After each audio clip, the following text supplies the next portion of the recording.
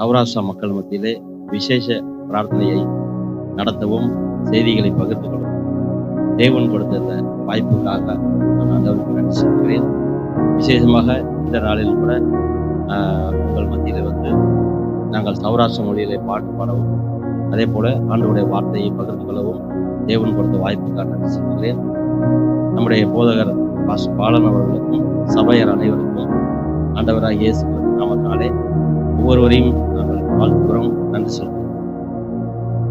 விசேஷமாக இந்த நாளில் கூட நீங்கள் எல்லாம் ஆலயத்திற்கு ஆண்டவரை தொழுது கொள்வதற்கு மிக மகிழ்ச்சியோடு வந்திருக்கிறீங்க. அல்லேலூயா. உங்க உள்ளத்திலேயே கவலைகளே இல்லை. ஆமா, இது கர்த்தருடைய நாள், இது மனமகிழ்ச்சியின் நாள். வாரத்துல 7 நாள் 6 நாட்கள் நம்ம வந்து உலக பிரகாரமான வேலைகளை செய்யணும். இது வந்து வாரத்தின் முதலாம் நாள், ஓய்வு நாள் கிடையாது. ஓய்வு நாள் சனிக்கிழமை யூதர்களுக்கு, இஸ்ரேல் மக்களுக்கு. நமக்கு மனமகிழ்ச்சியின் நாள். என்னது? மனமகிழ்ச்சி நாள், கர்த்தருடைய நாள், ஆண்டவராக இயேசு கிறிஸ்து உயிர் தெழுந்த நாள். இந்த நாள்ல நீங்க ஆண்டவரை தொழுது கொள்வதற்காக வாரத்தின் முதல் நாள்ல கூடி வந்திருக்கிறீங்க. அப்போ மனமகிழ்ச்சியோடு வந்திருக்கிறீங்க. அல்லேலூயா. ஒரு வசனம் வருது, கர்த்தருடைய ஆலயத்துக்கு போவோம் வாருங்கள் என்று சொன்ன பொழுது நான் மிகுந்த மகிழ்ச்சியா இருந்தேன், சந்தோஷமா இருந்தேன். அது எந்த சங்கீதத்துல வருதுன்னு தெரியுமாங்க? 122 முதலாம். அப்போ கர்த்தருடைய ஆலயத்திற்கு போவோம் வாருங்கள் என்று போவோம்.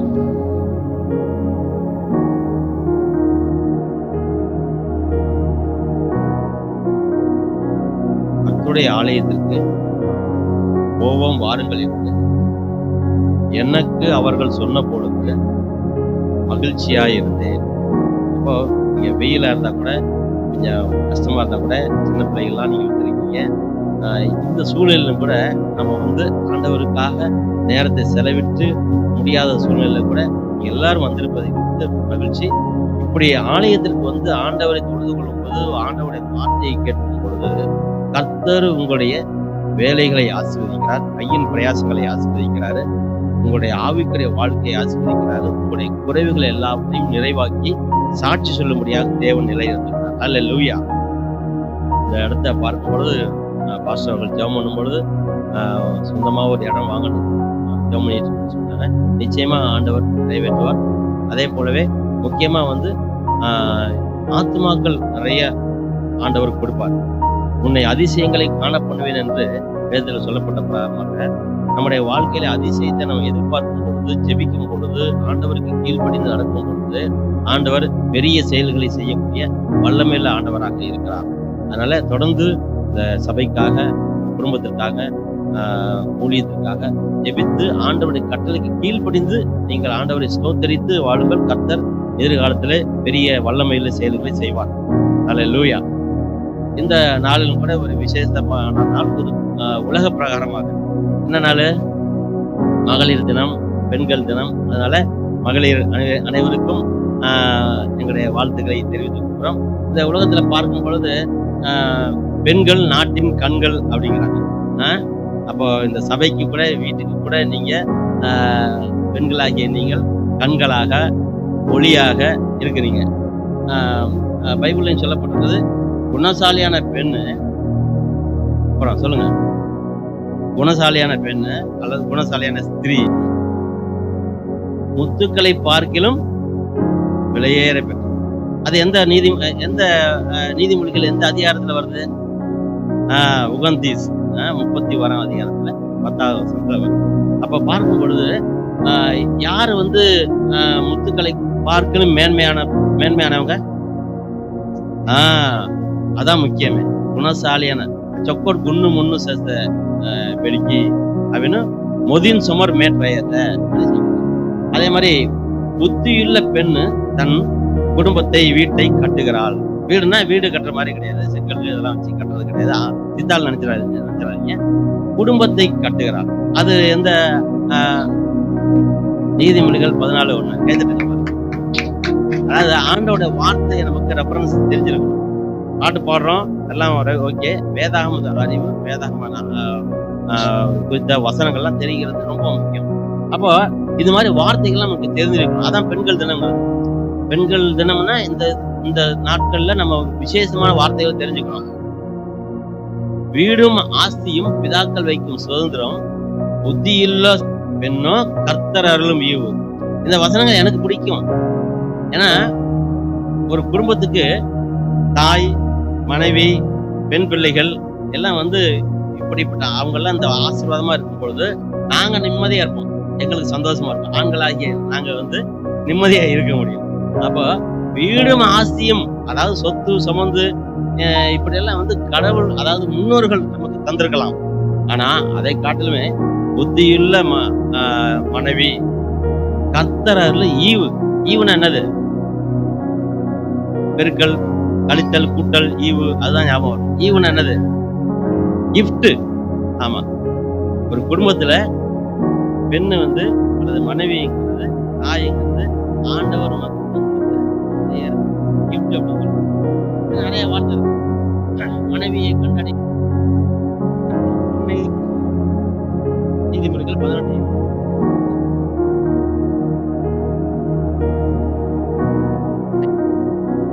நல்ல குணமுள்ள பெண்ணு கிடைத்தால் குடும்பம் நன்றாக இருக்கும்.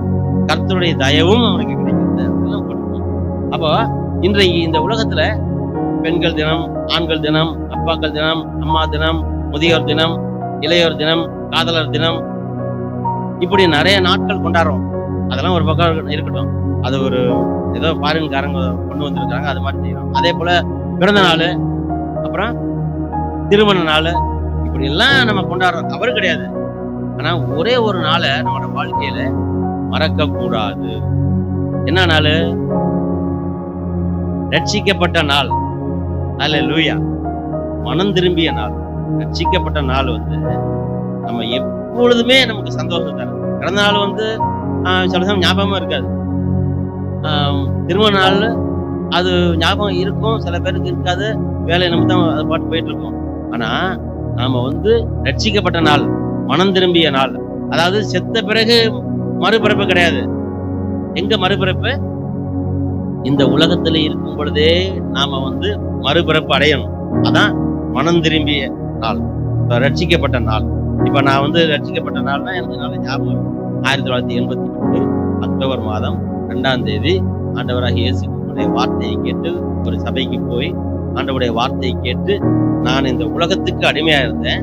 அந்த நாள்ல மனம் திரும்பிய பிறகு இயேசு கிறிஸ்து தான் உண்மையான ஆண்டவர், என்னுடைய பாவங்களை மன்னிக்கிறவர், அன்புள்ள ஆண்டவர், பரிசுத்தமுள்ள கடவுள் அப்படின்னு தெரிந்து கொண்ட பிறகு ஒரு மாற்றம் ஏற்பட்டுச்சு வாழ்க்கையில. உலகத்தின்படி நடக்காம, மனம் போனபடி நடக்காம, ஒரு புத்தியுள்ள மகனாக நடப்பதற்கு தேவன் கிருபை செய்தாரு. அந்த நாள்ல இருந்து வேதாகமத்தை படிக்க ஆரம்பிச்சேன். நல்ல என்னுடைய கெட்ட குணங்கள்லாம் மாற ஆரம்பித்தது, கெட்ட பழக்கங்கள்லாம் மாறியது. இப்படி மனம் திரும்பிய நாள் என்னது? அந்த மனம் திரும்பிய நாள், ரட்சிக்கப்பட்ட நாள் ரொம்ப ரொம்ப முக்கியம். அப்ப இயேசு கிறிஸ்துவும் யோவான் ஸ்நானகனும் செஞ்ச முதல் பிரசங்கம் என்னது? மனம் திரும்புங்கள், பரலோக ராஜ்யம் சமீபமாயிருக்கிறது. அந்த மனம் திரும்பிய நாள், ரட்சிக்கப்பட்ட நாளை நம்ம மறக்கவே கூடாது. அப்படி ஒருவேளை நீங்க மனம் திரும்பல, ரட்சிக்கப்படலைன்னா ஆண்டவருடைய வார்த்தையை கேட்டு முழங்காலிட்டு அவற்றை நீங்க கேளுங்க. ஆண்டவரே, நான் உங்கள் பிள்ளையா இருக்கிறேன், என் உள்ளத்துல இருள், கெட்ட பழக்கங்கள் எல்லாம் மாறட்டும், நான் புதிய மனுஷனா மாற போறேன் அப்படின்னு சொல்லி நீங்க கேட்டு ஆண்டவருடைய வார்த்தை கேட்கும் பொழுது, கீழ்ப்படியும் பொழுது உங்களுக்கு ஒரு மிகப்பெரிய சந்தோஷம். ரட்சிப்புங்கிறது மிகப்பெரிய சந்தோஷம், பேரானந்தம். அப்போ அந்த பேரானந்தம் இயேசு தருகிறார். இந்த பேரானந்தத்தை நீங்கள் பெற்றுக்கொண்டு இந்த நாள்ல தொடர்ந்து எல்லா தினம், அதாவது அந்த தினம் இந்த தினம் சொல்லுவோம்ல, அதை காட்டிலுமே ரட்சிக்கப்பட்ட தினத்தை நீங்க ஞாபகத்துல வைத்துக்கொள்ளும்படி ஒரு இன்விடேஷன். ஏன்னா ரட்சிக்கப்பட்ட தினம் என்ன காரணம் என்னன்னா, நித்திய ஜீவனை கொடுக்கிறது ரட்சிக்கப்பட்டதான் கிடைக்கும். நித்திய ஜீவன். நித்திய ஜீவன் என்னது? நித்திய ஜீவன் என்னது? ரொம்ப அமைதியா இருக்குது. நித்திய வாழ்வு என்ன புரிஞ்சுக்கிட்டீங்க நீங்க? நித்திய ஜீவன் கடவுளோடு கூட நம்ம இருக்கின்ற ஒரு வாழ்க்கை, அதான் நித்திய. அதாவது இந்த உலகத்துல நம்ம வந்து 70 வருஷம் 80 வருஷம் 100 வருஷம் நம்ம இந்த உலகத்துல வாழ்றோம். அதன் பிறகு நம்ம வந்து வாழ்க்கை வந்து ஒரு பயணம் மாதிரி. பையூர்ல இருந்து பொய்யூர்ல நம்ம வரணும். ஒரு காலத்துல நம்ம எங்க இருந்தோம்? பையூர். ஆமா, அம்மா வயிற்றுக்குள்ள பையூர்ல இருக்கணும். இப்ப எந்த உலகத்துல இருக்கணும்? பொய். எல்லாம் இதே தான் நிரந்தரம் நினைச்சிடாதீங்க. இது நிரந்தரம் கிடையாது. இப்ப பொய்யூர்ல இருந்து நம்ம எங்க போக போறோம்? மெய்யூர். ஆமா, வாழ்க்கை என்பது ஒரு பயணம். அப்போ அப்ப கடவுளோடு வாழுகிறோம். இங்க ஆண்டவர் நம்ம தகுதிப்படுத்துறாரு, செலக்ட் பண்றாரு. நாம வந்து மெய்யூருக்கு போகிறதுக்காக ஒவ்வொருவரையும் செலக்ட் பண்றாரு.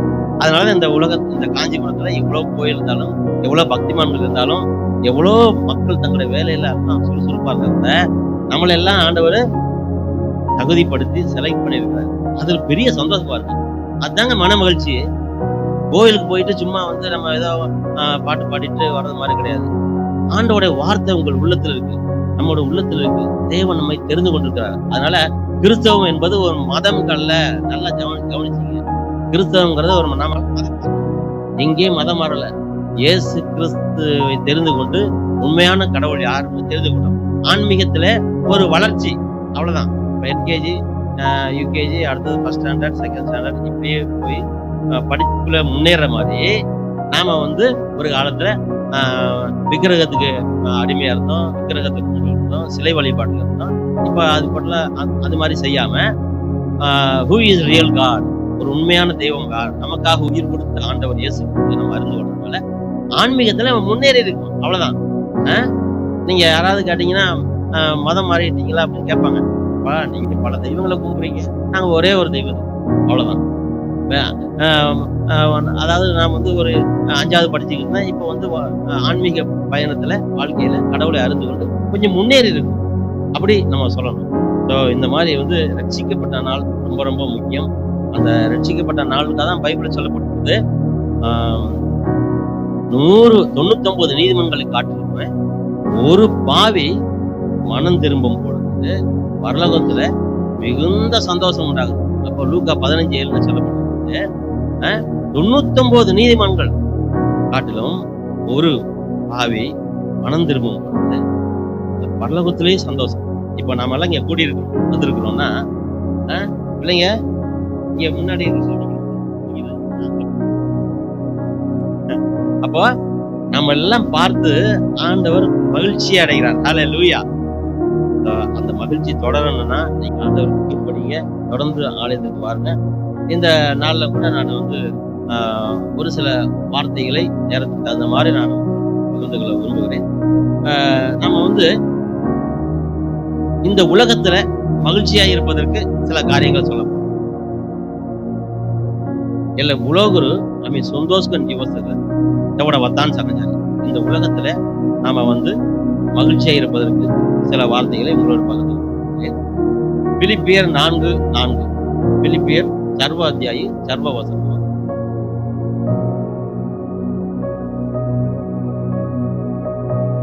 கர்த்தருக்குள் எப்பொழுதும் சந்தோஷமாயிருங்கள், சந்தோஷமாயிருங்கள் என்று மறுபடியும் சொல்லுகிறேன். பாருங்க, சந்தோஷமாயிருங்கன்னு சொல்லிட்டாரு. யார் சொல்லியிருக்கிறது? இங்க பவுல். அவர் எங்க இருக்கிறாரு? இப்போ இந்த கடிதம் எழுதும் பொழுது, பிலிப்பியர் எழுதின நிருபத்தை எழுதும் பொழுது பவுல் எந்த சூழ்நிலையில இருந்தாரு? எந்த சூழ்நிலையில? சிறைச்சாலைக்குள்ள இருந்தாரு, ஜெயில இருந்தாரு. அவர் சுவிசேஷம் சொன்னதுனால, நற்செய்தி சொன்னதுனால அப்போஸ்தலன் பவுலை வந்து ஜெயில, அதை சிறைச்சாலையில வச்சுட்டாங்க. அப்போ அந்த சூழ்நிலையில கூட அவர் வந்து இந்த பிலிப்பிய சபைக்கு இந்த கடிதத்தை எழுதும் பொழுது ஏறக்குறைய 16 முறை மகிழ்ச்சி என்ற வார்த்தையை அவர் எழுதியிருக்கிறார் இந்த நிருபத்துல. அப்போ அதனாலதான் சொல்றாரு, சபையாருக்கு சொல்றாரு, நீங்க எப்பொழுதுமே கர்த்தருக்குள்னா நம்ம எல்லாம் ஆண்டவரோட ஐக்கியமா இருக்கும். சோ ஆண்டவரோட ஐக்கியமா இருக்கிறதுனால நம்ம எப்பொழுதும் சந்தோஷமா இருப்போம். சந்தோஷமா இருங்கிறது மறுபடியும் அவங்களுக்கு சொல்றாரு. அப்ப நம்முடைய வாழ்க்கையில இந்த உலகத்துல மகிழ்ச்சி என்பது ரொம்ப முக்கியம். போய் நம்ம செத்த பிறகு பரலோகத்துல போய் சந்தோஷமா இருக்கிறது ஒரு பக்கம் தான் கூட, இந்த உலகத்திலேயே நாம வந்து மகிழ்ச்சியா இருக்கணும். அப்ப மகிழ்ச்சியா இருக்குன்னா கவலைகள் இருக்கக்கூடாது, பாரம் இருக்கக்கூடாது. நம்ம மனசுல நம்ம தலைய மேல பாரங்கள்லாம் இருக்கக்கூடாது. இந்த உலகத்துல மகிழ்ச்சியா இருக்கும். வேதத்துல பார்க்கும் பொழுது மகிழ்ச்சியா இருப்பதற்கு சில வசனங்களை நான் உங்களோடு சொல்ல விரும்புகிறேன். 1 தீமோத்தேயு 6ஆம் அதிகாரம் 6ஆம் வசனம்.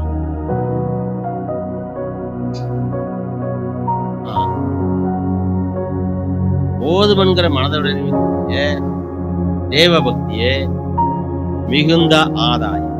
பாருங்க, நான் சொல்ற வார்த்தைகள்லாம் ஒரு விலையேற்பட்டது, தங்கம் மாதிரி, முத்துக்கள் மாதிரி. இப்ப நான் பைபிள் மொழிபெயர்த்ததுனால எனக்கு நிறைய வார்த்தைகள் ஒன்றும் மனப்பாடம் ஆனது கிடையாது. நான் 30 வருஷமா பைபிள் எழுதிட்டு தான் இருக்கேன். ஆனா என்னுடைய திங்கிங் எல்லாம் எப்படி எழுதணும்னா யோசிக்குமா விட அந்த வார்த்தைகள்லாம் மனப்பாடம் கிடையாது. ஆனா இந்த சில நிறைய வார்த்தைகள் என் உள்ளத்துல எப்பதான் பதிவானுச்சு. ரட்சிக்கப்பட்ட பிறகு முதல்ல பைபிள் படிச்சேன் பாருங்க. அப்ப எல்லாம் அண்டர்லைன் பண்ணிருக்கேன்.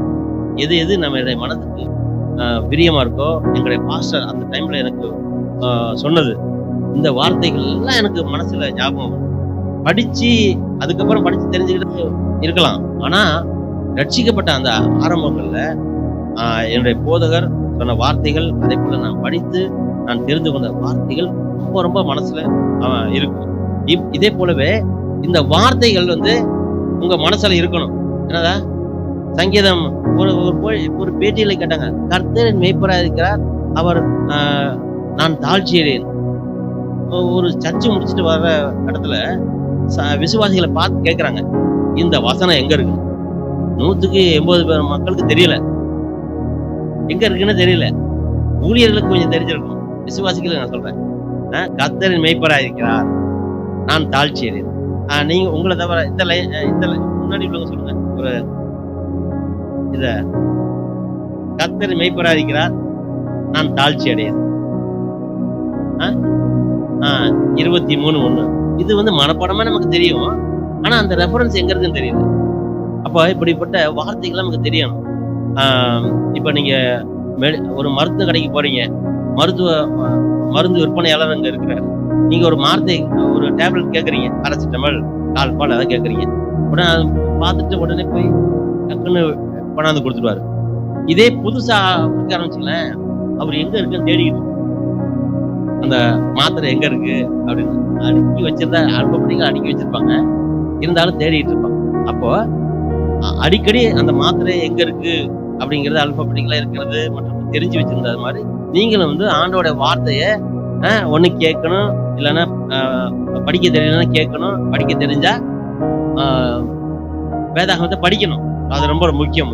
இன்னைக்கு வேதாகம அறிவு கிறிஸ்தவ விசுவாசிகளுக்கு ரொம்ப ரொம்ப அவசியம். அப்போ வேதாகமத்தை படிக்கணும்.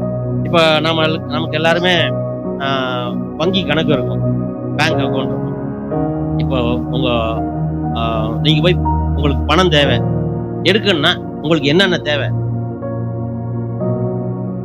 ATM, bank passbook. நீங்க பணம் எடுக்கணும் உங்க அக்கௌண்ட்ல என்னென்ன தேவை? செலான் தேவை, பேனா தேவை. ஆமா, என்ன இருந்தாலும் உங்களால பணம் எடுக்க முடியாது. பணம் உங்க அக்கௌண்ட்ல பணம் இருக்கணும், அப்பதான் உங்களுக்கு பணம் நீங்க எடுக்க முடியும். பேனா இருந்தேன்னா, செலான் இருந்தேன்னா, மற்ற ஏடிஎம் இருந்தேன்னா, பின்கோடு இருந்தேன்னா உங்க அக்கௌண்ட்ல பணம் இருக்கணும். அதை நீங்க ஏற்கனவே டெபாசிட் பண்ணி வச்சிருக்கணும், அல்லது வேற ஏதாவது கவர்மெண்ட் ஆச்சு போட்டு வச்சிருக்கணும். அப்போ உங்க அக்கௌண்ட்ல பணம் இருந்தாதான் நீங்க பணம் எடுக்க முடியும். அதே போலவே உங்க வாழ்க்கையில பிரச்சனைகள் வரும்போது, கஷ்டங்கள் வரும்போது, பல விதமான பிரச்சனைகள் வரும்பொழுது ஆண்டோட வார்த்தை உங்க உள்ளத்துல இருந்துச்சுன்னா உங்களுக்கு அந்த வசனம் நினைவுக்கு வரும். யாராவது கேலி பண்றாங்க, எதுக்குப்பா சர்ச்சை போறீங்க, மதம் மாறிட்டீங்களா, நம்ம மார்க்கத்துல இல்லாதது என்ன அப்படின்னு சொல்லும் பொழுது ஆண்டோட வார்த்தை உங்கள் உள்ளத்துல இருக்கணும். தேவன், அதாவது இந்த உலகத்துல எந்த ஒரு மனுஷனும் உலகமோ கொடுக்க முடியாத மிகப்பெரிய சந்தோஷம் சமாதானத்தையும் ஆண்டவராய் இயேசு கிறிஸ்து எனக்கு கொடுத்திருக்கிறாரு அப்படிங்கிறது ஒரு முக்கியமான ஒரு வசனம் உள்ளத்துல இருக்கணும். அப்போ ஆண்டோட வார்த்தை உள்ளத்துல இருக்கும். அதே போல பைபிள்ல சொல்லப்பட்டிருக்கிறது, தேவன் அருளிய வேதம் அவனுடைய இருதயத்தில் இருக்கிறது, அவன் நடைகளில் ஒன்றும் பிசகுவதில்லை. எங்க இருக்கு வசனம்? எங்க இருக்கு? இல்ல நான் ரெஃபரன்ஸ் கேட்கல. வசனம் எங்க இருக்கணும்? இருதயத்தில் இருக்கணும். காலண்டர்லயோ, ஸ்டிக்கர்லயோ, இப்படி சர்ச்சு செவுத்துலையோ அதெல்லாம் இருக்கிறது நல்லது. ஆனா எல்லாவற்றையும் காட்டுமே நம்முடைய இருதயத்துல ஆண்டவருடைய வார்த்தை இருக்கு. அப்போ நீங்க வேலை செய்யும் பொழுது முதலாளி திட்டாருன்னா நம்ம சகிப்பு தன்மை வேண்டும். அதுக்கு ஆண்டவருடைய வார்த்தை நம்ம உள்ளத்துல இருக்கணும். இப்படி எல்லாம் பல விதமான வேலை உங்களுக்கு உலகத்துல போராட்டம் இருக்கு, பிரச்சனை இருக்கு. இதை ஜெயிப்பதற்கு ஆண்டவருடைய வார்த்தை நமக்கு உதவி செய்யும். அல்லேலூயா. அப்போ இந்த வார்த்தையை நீங்க வந்து சாதாரண படிக்கணும். இப்ப நம்ம வாசித்த அந்த வசனத்துல போதும் என்கிற மனசுடனே கூடிய தேவ பக்தியே மிகுந்த ஆதாயம். இந்த உலகத்துல நம்ம மகிழ்ச்சியா இருப்பதற்கு என்ன தேவைன்னா, முதல்ல போதுங்கிற மனசு நமக்கு ரொம்ப ரொம்ப இருக்குமா? கிறிஸ்தவர்களாகிய நமக்கு அது ரொம்ப ரொம்ப அவசியமா இருக்கும். திருப்தி இருக்கணும். ஆண்டவர் நமக்கு நிறைய நன்மைகளை செஞ்சிருக்கிறார். திருப்தியா இருக்கணும். ஒரு மிகப்பெரிய பிரசித்தி பெற்ற ஒரு ஊழியற்ற ஜெபம் பண்ண மக்கள் போனாங்க. அப்ப அவங்கவுங்க ஒருத்தருக்கும் அவங்கவுங்க பிரச்சனையை தான் சொல்றாங்க. அப்ப அந்த ஊழியர் என்ன செஞ்சாருன்னா, பிரச்சனையை சொல்லாதீங்க, கடவுள் உங்களுக்கு என்ன நல்லது செஞ்சிருக்காரு அதை மட்டும் சொல்லுங்க. அவங்க 2-3 சொல்லுவாங்க, இதுக்கு நீ நன்றி சொல்லு, உன்னுடைய பிரச்சனை எல்லாம் தீர்த்துடும். அப்போ இன்னைக்கு ஆண்டவர் நமக்கு என்ன நன்மை செஞ்சிருக்கு? வேலை கொடுத்துருக்கிறாரு, சாப்பாடு இருக்கு, உண்ண உணவு, உடை, இருக்க இருப்பிடம், இதெல்லாம் இருக்கு பாருங்க. அத்தியாவசிய தேவைகள். போன் இல்ல, பைக் இல்ல, இதெல்லாம் வந்து அத்தியாவசிய தேவை கிடையாது. கொஞ்சம் கொஞ்சம் மாறுது. ஒரு காலத்துல வந்து ஆடம்பரமா இருந்தது, இப்ப வந்து அத்தியாவசியம் மாறி இருக்கு. ஓகே தான். ஆனாலும் ஒரு மனுஷனுக்கு சாப்பாடு, வேலை செய்ய முடியணும், சம்பாதிக்க முடியணும், அதை வந்து நிர்வகிக்க தெரியணும். அப்ப போதுங்கிற மனசு ரொம்ப ரொம்ப முக்கியம். அதனால சொன்னாங்க, தானத்துல சிறந்தது என்ன தானம்? அன்னதானம். ஆமா, அன்னதானம், ரத்த தானம், இதெல்லாம் வந்து பெரிய தானம் கிடையாது, அன்னதானம். ஏன்னா அது மட்டும் தான் என்ன சொல்லுவோம், நம்ம இப்ப மத்தியானம் சாப்பாடு பரிமாறுவாங்க, ஜெபன் கலனும். அப்ப வந்து நம்ம வந்து குண்டான்னு சாப்பிட்டுட்டே இருப்போமா? ஒரு கட்டத்துக்கு நம்ம வந்து பிச்சை போதும் அப்படின்னு நம்ம சொல்லுவோம். இப்போ தானத்துல சிறந்தது அன்னதானம். அதே போல நம்ம கிறிஸ்தவ வாழ்க்கையில போதும்ங்கிற மனது ரொம்ப ரொம்ப அவசியம். பைபிள் சொல்லப்பட்டிருக்கிறது நீதிமொழி 1 தீமோத்தேயு 6ஆம் அதிகாரம் 8ஆம் வசனத்துல, உண்ணவும் உடுக்கவும் நமக்கு உண்டாயிருந்தால் அது போதும் என்று இருக்க கடவோ. உண்ணவும் உடுக்கவும் நமக்கு இருந்தா அது போதும். மற்றதெல்லாம் நமக்கு போனஸ், நமக்கு எல்லாம் வந்து இன்சென்டிவ். மற்ற எல்லா செயல்களுமே நம்ம வசதி வாய்ப்புகள் இருக்குன்னா அதெல்லாம் ஆண்டவர் இலவசமா நமக்கு கொடுக்கிறது. புத்தர் சொன்னாரு, ஆசையே துன்பத்திற்கு காரணம். ஆனா பைபிள் என்ன சொல்லுதுன்னா, ஆசை இல்லாம இருக்க முடியாது. ஆசை இருந்தாதான் உலகமே வளர்ச்சி அடையும். ஆசையே இல்லைன்னா ஒண்ணுமே பாடு உலகத்துல பேசாம இருக்கும். ஆனா பைபிள் சொல்லுது, பண ஆசையே எல்லா தீமைக்கும் வேறாய் இருக்கிறது. அஸ்கி ஹீனுக்கு காரணகத்தை அன்னகு ஆசை. அதையும் 1 தீமோத்தேயு 6ஆம் அதிகாரத்திலே 10ஆம் வசனத்துல வருது. அப்ப பண ஆசை நமக்கு இருக்கக்கூடாது. கிறிஸ்தவர்களாகிய நமக்கு வந்து பண ஆசை இருக்கக்கூடாது. ஒரு சில வசனங்களை வாசிப்போம். 2 தீமோத்தேயு 3ஆம் அதிகாரம் 1 - 5ஆம் வசனம் வரை. வசனத்தை ஞாபகம் வச்சீங்க. மேலும் கடைசி நாட்களில் கொடிய காலங்கள் வரும் என்று அறிவாயாக. இது என்னது? இப்ப நம்ம என்ன காலத்துல இருக்கோம்? கடைசி காலம், கொடிய காலம், பொல்லாத பிரபஞ்சத்துல. பிரபஞ்சம்னா என்னது? பொல்லாத சமுதாயத்துல நாம இருக்கிறோம். இதுல நாம வந்து கொடிய காலத்துல இருக்கிறோம். படிங்க. எப்படி எனில் மனுஷர்கள் தற்பிரியராயும் பணப்பிரியராயும் வீம்புக்காரராயும் அகந்தை உள்ளவர்களாயும் தூஷிக்கிறவர்களாயும் தாய் தகப்பன்மார்களுக்கு கீழ்ப்படியாதவர்களுமாய் நன்றி அறியாதவர்களாயும் பரிசுத்தம் இல்லாதவர்களாயும் சுபாவ அன்பில்லாதவர்களாயும் இணங்காதவர்களாயும் அவதூறு செய்கிறவர்களாயும் இச்சை அடக்கம் இல்லாதவர்களாயும் கொடுமை உள்ளவர்களாயும் நல்லோரை பகைக்கிறவர்களாயும் துரோகிகளாகவும் துணிகரம் உள்ளவர்களாகவும் துணிகரம் உள்ளவர்களாகவும் இருமாப்பு உள்ளவர்களாயும் இருமாப்பு உள்ளவர்களாயும் தேவ பிரியராயிராமல் தேவ பிரியராயிராமல் சுகபோகமாயிராமல் சுகபோகமாய் சுகபோக சுகபோகத்துக்கு பிரியமான ஒரு செப்பரேட்டட் லைஃப் நம்ம இந்த உலகத்துல வாழணும். அதான் சங்கீதத்துல முதல் வசனம் அதான் சொல்லியிருக்கு. ஆமா, துன்மார்க்கனுடைய ஆலோசனை இருக்கக்கூடாது, பாவிகளுடைய வழியில் இருக்கக்கூடாது, பரிகாசக்காரன் இருக்கிற உட்காரும் இடத்துல உட்காரக்கூடாது அப்படின்னு முதல் வசனமே என்னது சங்கீதத்துல அதான் சொல்லியிருக்கு. அது வந்து சின்ன பிள்ளைகளுக்கு மட்டும் கிடையாது, பெரிய பாஸ்டர்ல இருந்து வாலிபர்ல இருந்து எல்லாருக்குமே அந்த வசனம், எல்லாருக்குமே. அது எத்தனை வருஷம் கிறிஸ்தவங்களா இருந்தா கூட சரி, அந்த வசனம் ரொம்ப ரொம்ப முக்கியம். கர்த்தருடைய வார்த்தையை தியானித்து இருக்கும் பொழுது நாம வந்து இந்த உலகத்துல இருந்து பொல்லாத இந்த கொடிய உலகத்துல பாதுகாக்கப்பட்டு ஆண்டவருக்கு பிரியமான பிள்ளைகளா இருக்கும். அல்லேலூயா. இப்போ நாம எல்லாம் தெரிஞ்சுக்கணும், இப்படிப்பட்டவர்களை விட்டு நம்ம என்ன செய்யணும், விலகணும். அங்க போய் நம்ம ஒட்டிக்க கூடாது. அப்போ அந்த எண்ணம் நமக்கு இருக்கணும். நம்ம வந்து நாம வழிபடுகின்ற தெய்வம் வந்து பரிசுத்தமானவர். யாரு? பரிசுத்தமானவர். அப்ப பைபிள்ல சொல்லப்பட்டிருக்கிறது, நான் பரிசுத்தர் ஆகையால் நீங்களும் பரிசுத்தராய் இருங்கள். லேவியராகமத்தில் சொல்லப்பட்டிருக்கிறது. 1 பேதுரு 1 அதிகாரம் 15 வசனம் 16 வசனம். கடவுள் சொல்றார், நான் பரிசுத்தர் ஆகையால நீங்களும் பரிசுத்தராய் இருங்கள். இப்போ ஒருவேளை பாவம் செஞ்சிட்டோம், தப்பு பண்ணிட்டோம் அப்படின்னா நம்ம வந்து என்ன செய்யணும்னா மனம் திரும்பணும். அனுதினமும் மனம் திரும்பணும், ரொம்ப முக்கியம். அனுதினமும் மனம். இப்போ அந்த ஒரு ஆடுலாம் பார்த்தீங்கன்னா ஒரு சின்ன சகதி பட்டுடுச்சுன்னா உடனே அந்த இடத்துல வந்துடும், போய் விழிஞ்சு உதறி அதை கிளீன் பண்ணி. அப்போ சில பிராணிகள்லாம் அதே பன்றி எல்லாம் என்ன செய்யும், ஒரு சேத்துல வந்துச்சுன்னா ஆமா ரொம்ப ஜாலியா அப்படியே அதை போல நம்ம இருக்கக்கூடாது. பன்றிகள் போல, பன்றி குட்டிகளை போல நம்ம அசுத்தத்திலே நம்ம வந்து ஆர்வமா இருக்கும். அசுத்தங்கள் அதாவது நம்ம வந்து எல்லாம் புரியுற மாதிரி சொல்றேனே, நம்ம தினைக்கும் குளிக்கிறோம், தினைக்கும் பல்லு விளக்குறோம். ஒரு நாள் பல்லு விளக்கிட்டோம், ஒரு நாள் குளிச்சுட்டோம்னு சொல்லிட்டு பேசாம இருக்கணுமா?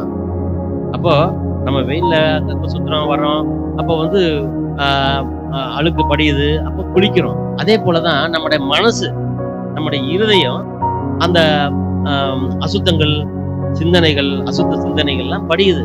அப்போ இந்த வார்த்தையை படிச்சு நாம வந்து ஆண்டவருடைய வார்த்தையை கேட்டு மனம் திரும்பணும். தினமும் மனம் திரும்பி நாம வந்து சரியான பாதையில செல்லணும். அல்லேலூயா. செய்வீங்களா? அதான் முக்கியம். அப்படி இருந்தா உங்க உலகத்துல எப்பொழுதும் சந்தோஷமா இருக்கும்.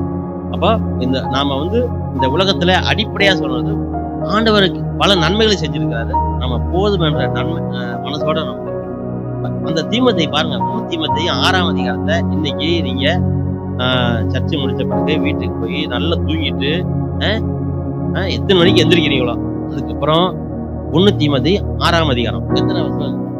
1 தீமத்தை 6 முதல் 5 சாப்டர் நீங்க படிக்க வேணாம், 6ஆம் அதிகாரம் மட்டும் இன்னைக்கு நீங்க படிங்க. அதை பாருங்க, அர்த்தம் போட்டுட்டு பாருங்க. உலகத்திலே கொண்டு வந்ததும் இல்லை, கொண்டு போவதும் ஒன்றும் இல்லை படிங்க. 1 தீமோத்தேயு 6:6.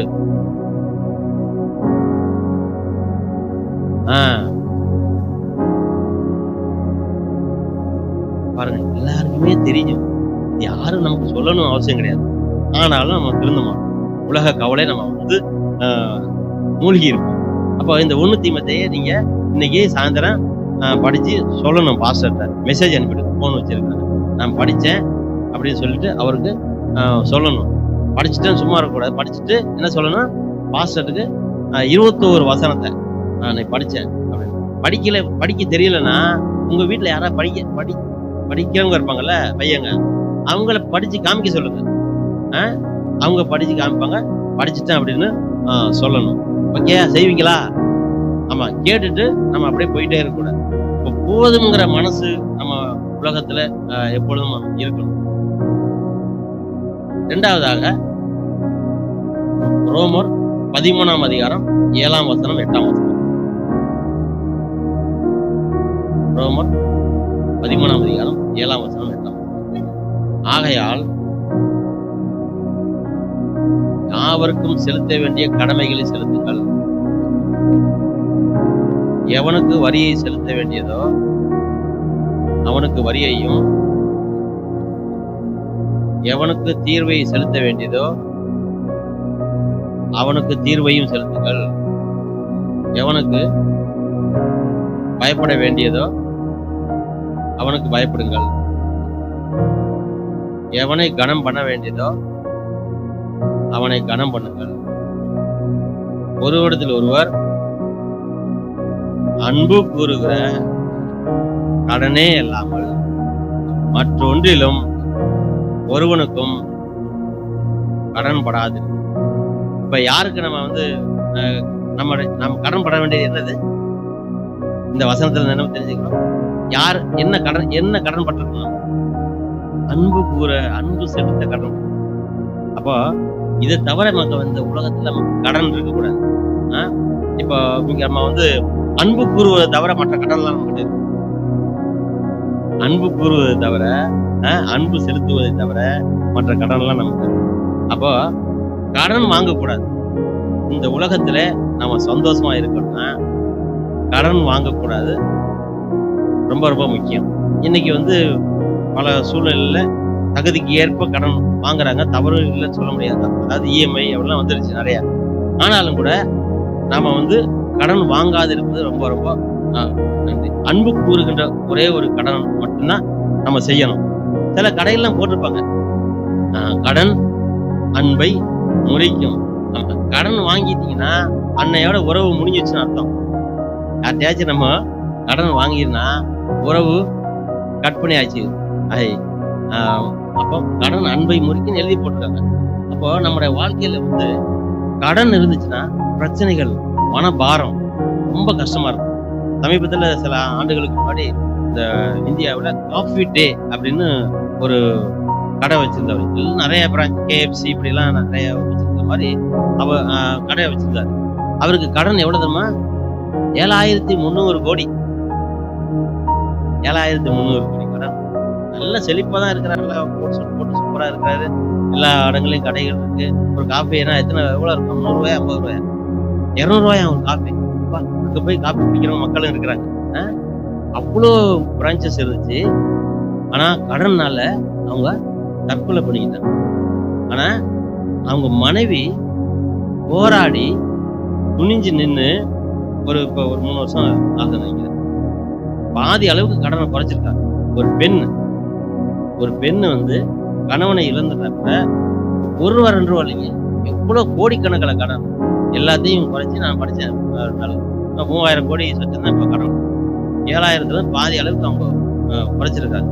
ஒரு நம்பிக்கையோட மறுபடியும் அவங்க செயல்படுறாங்க. அப்போ இப்போ அது சமாளிக்க முடியாம தற்கொலை பண்ணிக்கிறது, சமாதானம் இல்லாம இருக்கிறது எல்லாம் இருக்கிறாங்க. அதுக்கு காரணம் என்ன? பொருளாசை, தேவைக்கு மிஞ்சி செலவு செய்யறது, பெருமைக்கு செலவு செய்யறது, ஆடம்பரமா செலவு செய்யறது. என்னது இதெல்லாம் ரொம்ப முக்கியம் குடும்பத்துக்கு. சும்மா பாட்டு பாடிட்டு வசனத்தை கேட்டு போகக்கூடாது. நம்ம வாழ்க்கை எப்படி வாழணுங்கிறத இங்க நம்ம சொல்லித்தர்றோம். நீதிமொழிகள்ல எத்தனை அதிகாரம் இருக்கு? 31, 31. ஒரு மாசத்துக்கு எத்தனை நாள்? அதையும் யோசிக்கிறீங்க? ஒரு மாசத்துக்கு பொதுவா ஜெனரலா 31, 30, 31 பார்க்கும் பொழுது 31 அதிகாரம் இருக்கு. அதை நம்ம படிக்கணும். ஒவ்வொரு நீதிமொழிகளுக்கும் ஒரு வசனத்தை நீங்க மனப்பாட மாட்டோம் பிள்ளைங்க, வாலிப பிள்ளைகள், பியூலா மற்ற பேர்லாம் அங்க தெரியல. சபரி, வாசன், அபி, சின்ன பிள்ளைங்க என்ன செய்யணும்னா, வாலிபர்கள்லாம் நீதிமொழிகள்ல ஒரு சாப்டருக்கு ஒரு வசனம். இப்போ நீதிமொழிகள் 10:22 எனக்கு மனப்பாடமா தெரியாது, ஆனா ரெஃபரன்ஸ் இப்படி நிறைய வார்த்தைகள்லாம் இருக்கு. நீதிமொழி 31:10 இப்படி வார்த்தைகளை நம்ம மனப்பாடம் பண்ணணும். மனப்பாடம் பண்ணும்போது அந்த வார்த்தைகளுக்கு இருதயத்தில் இருக்கும். அல்லேலூயா. அப்போ நீதிமொழிகளை வார்த்தையை படிக்கும்போது எப்படி வாழ வேண்டும், இந்த உலகத்துல நாம எப்படி வாழ வேண்டும்ங்கிற ஒரு அறிவுரையை ஆண்டவர் தர்றாரு.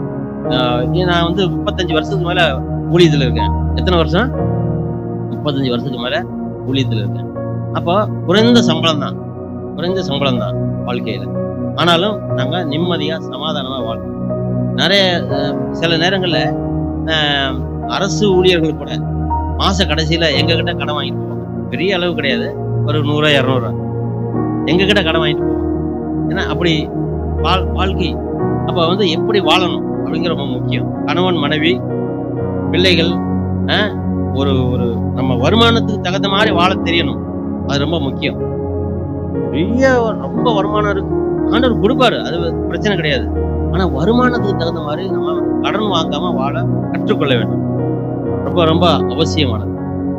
நான் திருமணமான புதுசுல என்னுடைய மனைவிக்கு ஒரு புத்தகம் நான் வந்து அன்பளிப்பா வாங்கி கொடுத்தேன். என்ன தெரியுமா? ஆவிக்குரிய புத்தகம் ஒரு புத்தகம் இருந்தா கூட அதெல்லாம் கொடுத்துருக்கேன். உலகப்புறாம ஒரு புத்தகம், கட்டுச்சட்டாய் குடும்பம் நடத்துவது எப்படி எப்படி ஆமா சிக்கனமா குடும்பம் நடத்துவது எப்படி அப்படின்னு ஒரு புத்தகம், லேனா தமிழ்வாணன் ஒரு நிறைய புத்தகம் இருக்கு. அந்த புத்தகத்தை வாங்கி கொடுத்தேன். இப்போ சிக்கனமா இருந்தனால பிள்ளைகளை படிக்க வைக்க முடியுது. சேமிப்பு இருக்கணும், சேமிப்பு இருக்கணும். நீங்க 10,000 மாசத்துக்கு சம்பாதிச்சா கூட 5,000 சம்பாதிச்சா கூட கடன் இல்லாம இருந்துச்சுன்னா சேமிக்க முடியும். என்னது சேமிப்பு. கொரோனா காலத்துல இந்தியாவை காப்பாத்தினது, இந்தியா வந்து காப்பாற்றப்பட்டது வேலை இல்லாம இருந்துச்சு. ஆனாலும் மக்கள் வந்து நிம்மதி இருந்ததுக்கு காரணம் என்னன்னா அவங்க மக்கள் மத்தியில கொஞ்சம் கொஞ்சம் சேமிப்பு இருந்துச்சு. சேமிப்பு இல்லாதனால மக்கள் கஷ்டப்பட்டாங்க. ஆனா இந்தியாவுல அந்த சேமிப்பு, நம்ம பெண்கள் பாருங்க, திடீர்னு ஆம்பளைங்கிட்ட காசு இருக்காது. ஆமா, அவங்க கிட்ட காசு வச்சிருப்பாங்க, கடுகு டப்பாவுல அங்கங்க ஒழிச்சு வச்சிருப்பாங்க. அவங்க கொடுக்குற காசு தான் செலவு பண்ணாம நமக்கு தேவையா இருக்குமே அப்படின்னு அவங்களுக்கும் தெரியும். எங்கேயாவது காசு வச்சிருப்பீங்க அப்படின்னு, மனைவி எங்கேயாவது காசு வச்சிருப்பாங்க. ஆனா தண்ணி அடிக்க காசு கேட்கக்கூடாது. தேவைக்கு ஆமா தண்ணி அடிக்கிறதுக்கு அதுக்கெல்லாம் காசு கேட்கும். நீங்க வந்து ஒரு அவசரமான தேவை அப்படிங்கிற மனைவி எந்த ஞானம் உள்ள பெண் வந்து பணம் கொஞ்சம் வச்சிருப்பாங்க. அதே போல அவங்க ஏதாவது வேலை செஞ்சாங்கன்னா கூட அதை வந்து சேமிச்சு வைப்பாங்க. இப்ப எங்க வீட்டுல எங்க அம்மா எல்லாம் கோழி வளர்க்குறது, இந்த பட்டு சுத்துறது, திரைப்புலசை தமிழ்ல வரல, அது மாதிரி வார்த்தை அந்த மாதிரி சேர்த்து வச்சு படிப்புக்கெல்லாம் கொடுத்துருக்காங்க. எங்க அப்பா கொடுக்க முடியாது. அவரு வெத்தலை பாக்கு போடுறதுக்கும் புயலை போடுறதுக்கும் காசு, அவர் சம்பளமே சரியாகும். அப்ப அந்த காலத்துல ஒரு மாசத்துக்கு 75 ரூபா எங்க அப்பாவுக்கு கணக்கு பிள்ளையா இருந்தாரு. 75 ரூபாவும் வெத்தலை பாக்கு புகையிலைக்கு சரியா போடும். ஆனா எங்க அம்மா தான் எனக்கு எக்ஸாம் ஃபீஸ் கட்டுறதுக்கு, என்னுடைய துணிமணிக்கு, அவசியமான செலவுக்கு அவங்க பணியாளர் அனுப்புவாங்க. அப்போ அந்த குடும்பத்துல அவசியமான செலவுகள் அப்படி நீங்க 2 பேருமே கணவன் மனைவி வீட்டுல உள்ளது பொறுப்பா நடந்து கொள்ளணும். அப்ப பிள்ளைகளுக்கு ஃபீஸ் கட்டும் போது நம்ம வந்து இங்க கடன் வாங்குறதா அங்க கடன் வாங்குறதா அப்படின்னு யோசிக்க கூடாது. சேமிப்பு இருந்தா நமக்கு வந்து அதெல்லாம் முக்கியம். பிள்ளைங்கள்லாம் இங்க வர சின்ன பிள்ளைங்கள இங்கெல்லாம் வந்து போன் வேணும், பைக் வேணும், விளையாட்டு சாமான் வேணும், அந்த ட்ரெஸ் வேணும், இந்த ட்ரெஸ் வேணும் அப்படின்னு பெற்றோர்களை தொந்தரவு செய்யக்கூடாது. அவங்க உங்க மேல பாசம் வச்சிருக்கிறாங்க. நீங்க கேட்காம கூட அவங்க வாங்கி கொடுப்பாங்க. ஆனா அவங்களுடைய பட்ஜெட், அவங்களுடைய பணம், பெற்றோர்களுக்காக பிள்ளைகள் என்ன செய்யணும்? ஜெபம் பண்ணணும்.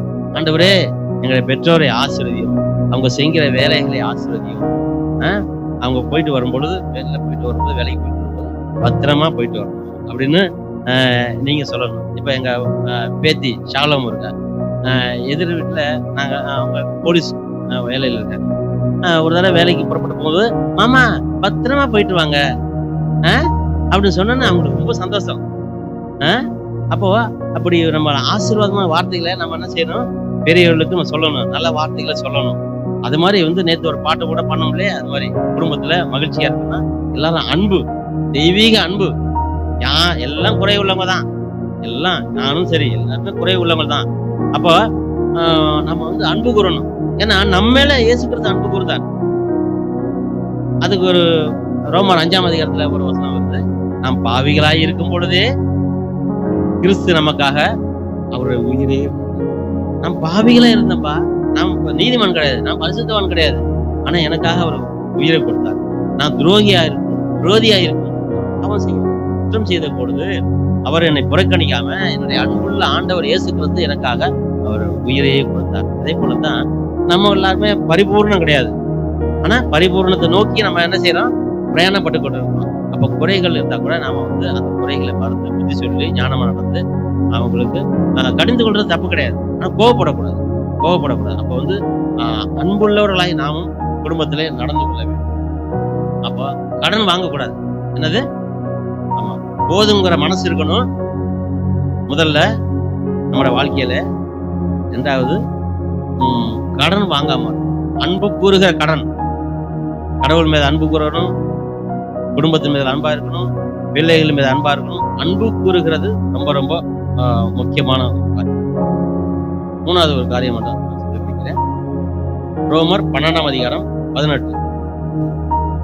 ரோமர் 12:18. கூடுமானால் உங்களால் ஆன மட்டும் எல்லா மனுஷரோடும் சமாதானமாய். இங்க என்ன ஒரு கண்டிஷன் போட்டுருப்பாங்க. கண்டிஷன்ல ஒரு அந்த சமாதானமா இருக்குன்னு சொல்லிட்டு முன்னாடி ஒரு வார்த்தை போட்டிருக்காங்க. என்னது? கூடுமானால். அப்படின்னா என்ன அர்த்தம்னா, நம்மளால சமாதானமா இருக்க முடியாதுன்னு அர்த்தம். இந்த உலகத்துல இருக்கிறவரைக்குமே எல்லாரோடையுமே சமாதானமா இருக்க முடியாது. ஏன்னா ஒருத்தருக்கும் ஒவ்வொரு குணம் இருக்கு.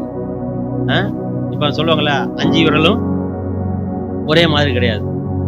அதே இப்படி குனிஞ்சிட்டா மடக்கிட்டா என்ன ஆயிடுது? சமமாயிடுது. நிமிர்ந்து நிற்கும் போது எதுவுமே அங்கே பார்த்து ஒவ்வொரு உயரத்துல இருக்கு. தாழ்ந்து போனா சமமாயிடும். அதே போல நம்முடைய வாழ்க்கையில கூட நம்ம வந்து இந்த உலகத்துல ஒவ்வொரு மக்களுமே, ஒவ்வொரு மனிதனுமே, குடும்பத்துல கூட சரி, ஒருத்தருக்கும் ஒரு கேரக்டர் குணநலம் இருக்கு. அதை நம்ம புரிஞ்சுக்கணும். அதனாலதான் கல்யாணத்துல பொருத்தம் பாக்குறது. கல்யாணத்துல 30 பொருத்தம் பார்ப்பாங்க, நாம பாக்குறது இல்ல. கல்யாணத்துல மற்ற மார்க்கத்தார் 30 பொருத்தத்துல 10 பொருத்தமாச்சும் ஒன்னா வரணும். இப்படி எல்லாம் பொருத்தம் பார்த்து கல்யாணம் பண்றது காரணம் என்னன்னா, இப்ப கணவர் கோபக்காரன், ரொம்ப கோபக்காரன் வச்சுக்கோங்க, மனைவியும் கோபக்காரா இருந்தா என்ன ஆகும்? ரொம்ப சண்டை வரும். ஆமா, ஒருத்தவங்க அடிச்சுக்குவாங்க. இப்ப கணவர் கோபக்காரா இருந்து மனைவி வந்து சமாதானம் உள்ள சாந்தம் உள்ளவளா இருந்தா, கொஞ்சம் வந்து பணிஞ்சு போனா, அந்த குணம் இருந்துச்சுன்னா குடும்பத்துல சமாதானம் இருக்கும். அதனாலதான் அந்த மேட்ச் பாக்குறது, பொருத்தம் பாக்குறது. ஆனா பைபிள்ல நம்ம சொல்லியிருக்கிறது ஜாதகம் பார்க்க கூடாது அப்படின்னு சொல்லியிருக்கு. அப்ப நமக்கு என்ன பொருத்தம்? கணவன் மனைவிக்கு நம்ம கல்யாணம் பண்ணும்போது என்ன பொருத்தம் பாக்குறது? பேர் பொருத்தமா, ஜாதக பொருத்தமா, அல்லது ராசி பொருத்தமா? என்ன பொருத்தம்? ரட்சிக்கப்பட்டிருக்கணும், மனம் திரும்பி இருக்கணும். அதான் முக்கியமே. அது ஒரு பொருத்தம் தான் முக்கியம். என்னது? மனம் திரும்பி இருந்தா, ரட்சிக்கப்பட்டிருந்தா நம்மளோட குணம் மாறி இருக்கும். அந்த ஒரு பொருத்தம் தான் கிறிஸ்தவ வாழ்க்கையில முக்கியம். அப்ப மனம் திரும்பாத ஒரு பொண்ணையோ அல்லது ஒரு கணவனையோ ஒரு ஆணையோ குடும்பத்துல கஷ்டம். அப்ப இயற்கையான குணங்கள் இருக்கு, ஒவ்வொருத்தருக்கும் இயற்கையான நல்ல குணங்கள் இருக்கு. அதே போலவே கெட்ட குணங்கள் நம்ம விட்டு போவோம்னா நம்ம தப்பு பண்ணிட்டோமேங்கிற ஒரு ஃபீலிங் நமக்கு இருக்கணும். என்னது? நம்ம தவறு பண்ணிட்டோமே, மனசாட்சி பேசும். அப்போ நம்ம வீராப்பு கொண்டுக்கிட்டு, ஆமாமா தப்பு பண்ணிட்டேன், ஐம் சாரி, அவங்க சொல்லு, நீ தப்பு பண்ணிட்டு மன்னிப்பு கேட்டுக்கிட்டே இருப்ப, அதையும் சொல்லுவாங்க. என்ன செய்யறது? ஆமா, நம்ம தாழ்ந்து போய் மன்னிக்கப்பட்டு, அதாவது மன்னிச்சா நம்ம உலகத்துல சமாதானமா இருக்கும். இந்த உலகத்துல நம்ம எல்லாரோடையும் சமாதானமா இருக்க வேண்டும். தேவன் வந்து நமக்கு எத்தனை கட்டளைகளை கொடுத்திருக்காரு? முக்கியமான கட்டளை 10. தெஸ் ஆக்ஞாந்தீரியா இல்ல சித்திர வேதாகமத்துல அது ஃப்ரண்ட்ல போட்டிருக்கும். தேவிக தெஸ் ஆக்ஞா, கடவுளுடைய 10 கட்டளைகள். இந்த 10 கட்டளைகள்ல என்ன போட்டிருக்குன்னா, முதல் 4 கட்டளைகள் வந்து கடவுளோடு உள்ள உறவு, தேவன் அறிந்து கொள்வதற்காக. மிச்சம் 6 கவனிக்கிறீங்களா? முடிச்சிடுறேன். உங்க மைண்ட் டிவைட் ஆகிறதுக்குள்ள அவர் சொல்லியிருக்கிற 12:30 முடிக்க சொன்னார். நான் வந்து இன்னும் 6 கண்டம் போல போயிருந்தேன், ஆனா முடிக்கிற நேரத்துக்கு வந்து. ஆமா, அப்போ முதல் 4 கட்டளை கடவுளோடு உள்ள உறவு. மீதி 6 கட்டளை என்னது? மனுஷனோட உள்ள உறவு. மனுஷனோட நீங்க எப்படி ஐக்கியமா இருக்கணும், அதுதான். அப்ப பாருங்க, 40% தேவனோடு உள்ள உறவு அந்த கட்டளையில் இருக்கு. மீதி 60% மனிதர்களோட நல்ல உறவு, நல்ல ஒரு அன்பு உறவு. அதுதான் ரொம்ப முக்கியம். அப்போ நாம பார்க்கும் பொழுது அந்த பக்கத்து வீட்டுல சமாதானமா பேசணும், நல்ல உறவு இருக்கணும், பேச்சை குறைக்கணும். ரொம்ப முக்கியம் என்னன்னா, நாம வந்து தேவையில்லாத பேச்சை நம்ம பேசக்கூடாது. பைபிள் படிக்கணும், பாட்டு கேட்கணும், சந்தோஷமா. அதுக்கு சன்னியாசி மாதிரி நான் இருக்க சொல்லலை. காவி உடை போட்டுட்டு வெள்ளை ட்ரெஸ் போட்டுட்டு அப்படி இருக்க சொல்லலை. மகிழ்ச்சியா இருக்கணும், சந்தோஷமா இருக்கணும், அது தப்பு கிடையாது. ஆனா நம்ம எண்ணங்கள்லாம் நம்மளுடைய தெய்வத்தை குறித்த ஒரு எண்ணம் இருக்கும். நம்முடைய யாருடைய பிள்ளைகள் அப்படிங்கிற உணர்வோடு இருக்கும். பொறாமை போடக்கூடாது, புறம் கூறக்கூடாது, சண்டை போடக்கூடாது, கெட்ட வார்த்தையில பேசக்கூடாது, பழி வாங்கக்கூடாது. நல்ல குணங்களை நாம கொஞ்சம் கொஞ்சமா வளர்த்துக்கொள்ள வேணும். ஹல்லேலூயா. ஒரு சின்ன பேபி, சின்ன பிறந்த குழந்தை அது கொஞ்சம் கொஞ்சமா வளருது. தாய்ப்பால் குடிச்சு அதுக்கப்புறம் நல்ல சத்துள்ள ஆகாரத்தை சாப்பிட்டு வளருது. ஒரு வசனம் ஞாபகம் வருது, 1 பேதுரு 2ஆம் அதிகாரம். நம்ம ஆவிக்குரிய வாழ்க்கையில குழந்தைகளா இருக்கிறோம் இல்லையா, எப்படி வளரணுங்கிறது. எதை சாப்பிட வளருது சொல்லுங்க? அந்த வசனம் படிங்க. 1 பேதுரு 2ஆம் அதிகாரம் 2ஆம் வசனம். சகல துர்க்குணத்தையும், சகலவித கபடத்தையும், வஞ்சகத்தையும், பொறாமையையும், சகலவித புறங்குறதையும் ஒழித்து விட்டு நீங்கள் வளரும்படி புதிதாய் பிறந்த குழந்தைகளைப் போல திருவசனமாகிய களங்கமில்லாத ஞானப்பாலின் மேல் வாஞ்சியாய் இருங்கள்.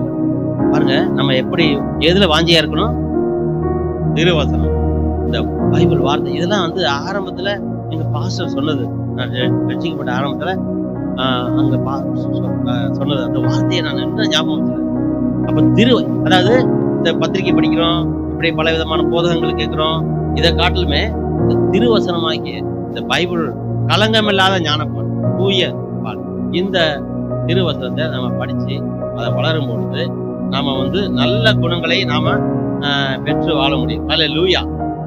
இன்னைக்கு உலகத்துல பார்க்க எத்தனையோ மக்கள் உலகத்துல எத்தனை இந்துக்கள், முஸ்லிம்கள் கூட நல்ல குணமுடையவராக இருக்கிறாங்க. கிறிஸ்தவங்க கெட்டு போயிட்டு இருக்காங்க. இப்படி மாறிடுச்சு. அதனால பொதுவா சொல்லுவாங்க, கிறிஸ்தவனா இருந்து இப்படி செய்யலாமா அப்படின்னு கேட்பாங்களே. ஒரு கிறிஸ்தவனா இருந்து இப்படி செய்யலாமா, தப்பு பண்ணலாம் அப்படின்னு மற்ற மார்க்கத்துக்கு சொல்லி இப்படி சொல்றது கிடையாது.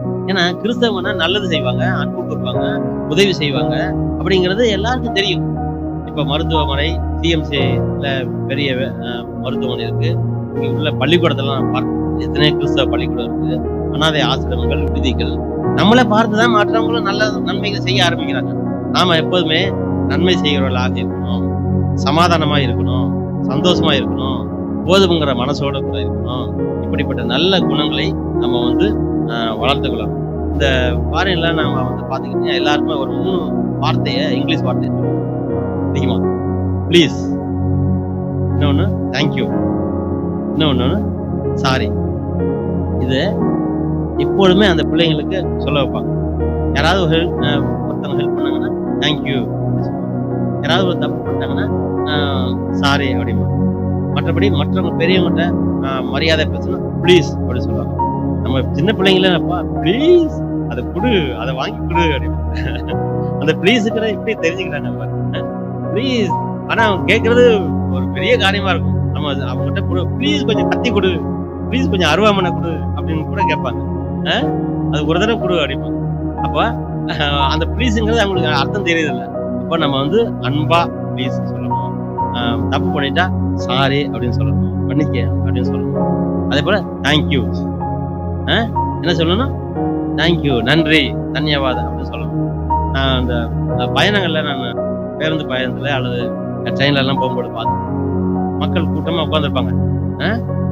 அப்படி போகும்போது யார் இல்லைன்னா பக்கத்துல இருக்கும்போது அப்படி உட்காந்துருக்கும் போது ஒருத்தர் கால் இன்னொருத்தர் மேல பட்டுரும். உடனே என்ன செய்வாங்க? அப்படி தொட்டு கும்பிடுவாங்க. ஆளு லேசா பட்டு உடனே தொட்டு கும்பிடுவாங்க. மக்கள் எவ்வளவு நல்லவங்களா இருக்காங்க, மக்கள் எவ்வளவு நல்லவங்களா இருக்காங்க. அதே சமயத்துல இடம் கிடைக்காம ஏதாவது ஒரு பிரச்சனை வந்துச்சுன்னா அவ்வளவுதான், அந்த கேரையே சத்தம் கேட்கும். இது உன் இடமா, ஏன் இடமா, வந்தா நான் கொண்டுடுவேன் அப்படின்னு சொல்லிட்டு பயங்கரமா சண்டை போட்டுவாங்க. அந்த பாஷையெல்லாம் நமக்கு தெரியாதுன்னு வச்சுங்களேன். கெட்ட வார்த்தையை பேசி சண்டை போடுவாங்க. அப்ப பாருங்க, மக்கள் எவ்வளவு நல்லவங்களா இருந்தவங்க அப்படியே மாறிடுறாங்க. சாரி அப்படின்னு சொன்ன, கால் பண்ணதுக்கு மன்னிச்சிருங்க அப்படின்னு சொன்னவங்க, தொட்டு கும்பிடுறவங்க கோபம் வந்துட்டா என்ன செய்யணும்? அப்படியே குணம் மாறிடுது. நம்ம மனசுல நல்ல குணமும் இருக்கு, கெட்ட குணமும் இருக்கு. அதனாலதான் பரிசுத்த ஆவியுடைய வல்லமை நமக்கு கிடைக்கிறது காரணமே.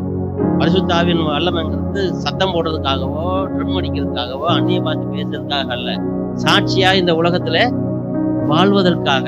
அதான் ரொம்ப முக்கியமே. நம்ம பரிசுத்த வல்லமைன்னா நம்ம குணம் மாறி கெட்ட குணங்கள்லாம் போய் நம்ம வந்து இந்த உலகத்துல சாட்சியா வாழணும். அதுதான் நம்ம. நீங்க பாட்டு பாடுனீங்கன்னா உணர்ந்து பாடணும். பிரசங்கம் கேட்க தூக்கம் வரும் தான். உங்களுக்கு தூக்கம் வரும், எனக்கு தூக்கம் வராது. ஏன் சொல்லுங்க?